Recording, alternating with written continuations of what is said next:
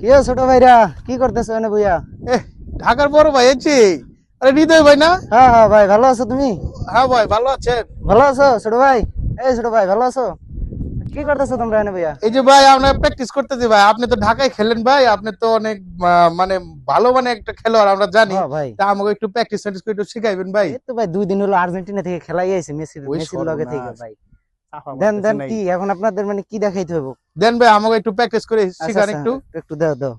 এই হ্যাঁ আমরা একটু দেখো, সাইড হ্যাঁ। সাইড বড় ভাই মারবো, এই যে বড় ভাই দেখো আমাকে দেখো, হ্যাঁ। দেখাইবো। ও,